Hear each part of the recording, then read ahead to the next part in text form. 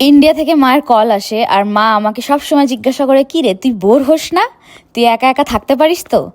এই জিনিসটা মা আমার জানতোই না, মানে এই যে আমার মধ্যে একটা স্থিরতা আছে, এই কোয়ালিটিটা আমার মা আমার মধ্যে বুঝতে পারেনি।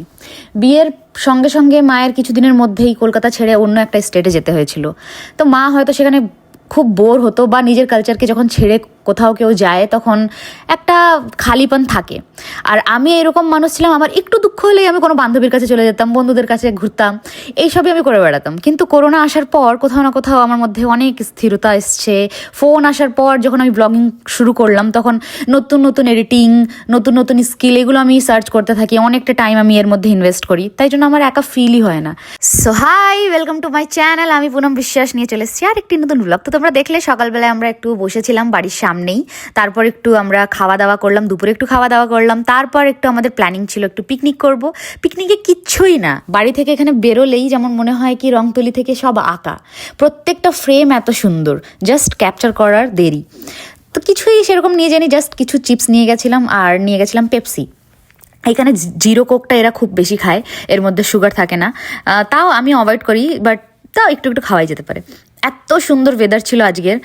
আর আমি ভাবতাম কি ইন্ডিয়া হয়তো সব থেকে বেশি গাছপালা আছে বা মানে জঙ্গল এইসব বেশি ইন্ডিয়াতে পাওয়া যায়, বাট আমি এইখানে আসার পর আমার পুরো ধারণা ভুল হয়ে গেছে। এইখানে চারিদিকে জল, ঝিল, জঙ্গল, গাছ, ইভেন রাস্তায় চলতে চলতে তো খরগোশ, গিলহরি, মোর, এগুলো সব পাওয়া যায়।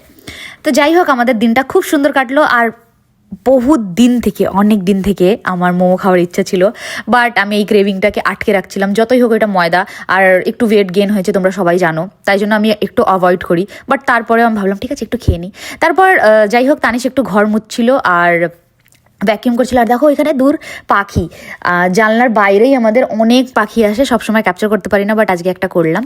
আর তানিশ পুরো ঘর পরিষ্কার করছিল, আর বাইরে খেলাধুলা হয় আমাদের, জাস্ট জানলা থেকে দেখা যায়। আর রাত্রের ডিনারের জন্য ছিল মাংস, রুটি, মটর মানে ঘুগনি, আর ছিল সসেজ। আমার একটু বিরিয়ানি আগের দিনের বেঁচে গেছিলো, তাই জন্য আমি বিরিয়ানি দিয়ে মাংসটা খেয়েছিলাম। বিরিয়ানিটা বেঙ্গলি বিরিয়ানি আমি বলবো না, মানে বাঙালিরা যেরকম বিরিয়ানি খায় সেরকম হয়নি, একটু অন্যরকম হয়েছিল। যাই হোক, আর ঘরে এই যে সাউন্ডটা হতে থাকে না, আমার ভীষণ বিরক্তি লাগে।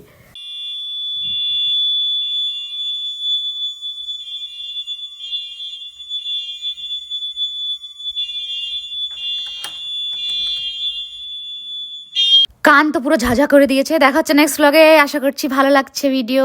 লাইক, সাবস্ক্রাইব অ্যান্ড ফলো করে দিও। বাই।